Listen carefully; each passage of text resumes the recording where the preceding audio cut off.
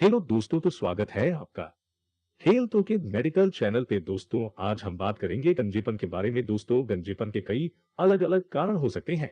कुछ लोगों में ये उम्र बढ़ने के साथ साथ शुरू हो जाता है, तो कुछ लोगों का समय से पहले होना शुरू हो जाता है। गंजापन की स्थिति में सिर के बाल बहुत कम रह जाते हैं। गंजापन की मात्रा कम या अधिक हो सकती है। गंजापन को एलोपेसिया भी कहते हैं। जब असामान्य रूप से बहुत तेजी से बाल झड़ने लगते हैं, तो नए बाल उतनी तेजी से नहीं उग पाते, या फिर वे पहले के बाल से अधिक पतले या कमजोर उगते हैं। इसके चलते बालों का कम होना या कम घना होना शुरू हो जाता है। और ऐसी हालत में सचेत हो जाना चाहिए, क्योंकि स्थिति गंजेपन की ओर जाती है। बालों का रोजमर्रा में झड़ना आम बात है, लेकिन अगर गिरते हुए बालों की जगह नए बाल ना आए तो गंजेपन की समस्या होती है। ये समस्या बिगड़ते खान पान, प्रदूषण इत्यादि से ज्यादा होती है। अगर आप भी गंजेपन के शिकार होते जा रहे हैं, तो अरंडी के तेल का इस्तेमाल शुरू करिए। आपको 2 हफ्तों में फायदे देखने को मिलेंगे। आइए दोस्तों, जानते हैं गंजेपन कितने प्रकार का होता है। पहला, एंड्रोजेनिक एलोपेसिया। ये बहुत ही कॉमन है और महिलाओं से ज्यादा पुरुषों को होता है, इसीलिए इसे पुरुषों का गंजापन भी कहा जाता है। ये स्थायी किस्म का गंजापन है और एक खास ढंग से खोपड़ी पर उभरता है। ये कर्णपट्टी और सिर के ऊपरी हिस्से से शुरू होकर पीछे की ओर बढ़ता है।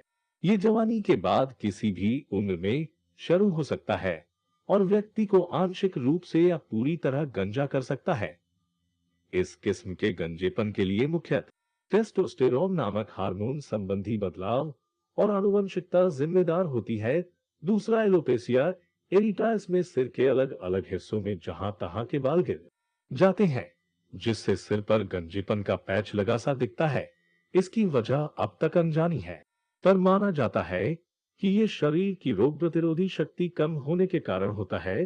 तीसरा, ट्रैक्शन एलोपेसिया। ये लंबे समय तक एक ही ढंग से बाल के खिंचे रहने के कारण होता है, जैसे कोई खास तरह से हेयर स्टाइल या चोटी रखना।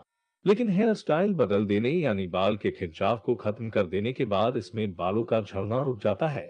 आइए दोस्तों, अब जानते हैं इसके क्या कारण हो सकते हैं। पहला, हार्मोन में परिवर्तन से, और दूसरा, गंभीर रूप से बीमार पड़ने या फिर आनुवांशिक कारणों से। किसी का चिकित्सीय कारण जैसे कैंसर, केमोथेरेपी या अत्यधिक विटामिन ए की वजह से, या भावनात्मक या शारीरिक तनाव की वजह से। आइए दोस्तों, अब हम इसके इलाज के बारे में जान लेते हैं।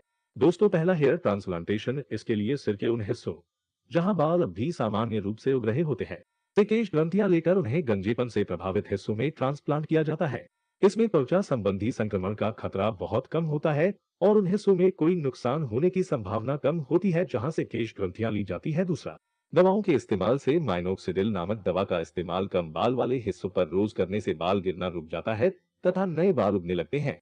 ये दवा रक्तवाहिनियों को सशक्त बनाती है, जिससे प्रभावित हिस्सों में रक्त संचार और हार्मोन की आपूर्ति बढ़ जाती है और बाल गिरना बंद हो जाता है। एक और, फाइन स्टेरॉइड नामक दवा की एक टेबलेट रोज लेने से बालों का गिरना रुक जाता है तथा कई नए बाल भी उगने लगते हैं। इनके अलावा कोर्टिकोस्टेरॉइड नामक एक इंजेक्शन भी है, जो एलोपेसिया एरिटा के मामले में खोपड़ी की त्वचा में दी जाती है। ये उपचार आम तौर पर महीने दोहराया जाता है। तीसरा दोस्तों, कॉस्मेटिक उपचार। सिंथेटिक केश गंजेपन से प्रभावित हिस्से को ढंकने के लिए विशेष रूप से निर्मित बालों का प्रयोग किया जा सकता है। यहाँ ध्यान देने की बात यह है कि इन बालों के नीचे की खोपड़ी को नियमित रूप से धोते रहना जरूरी है।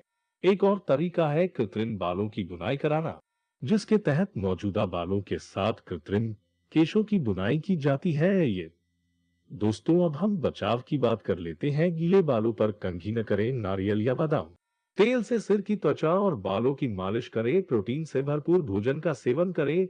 नियमित रूप से अपने बालों को अच्छे शैम्पू से धोएं। विटामिन ई और बी से भरपूर भोजन का सेवन करें। पर्याप्त पानी पिए। गीले बालों को सुखाने के लिए तौलिए से न रगड़े।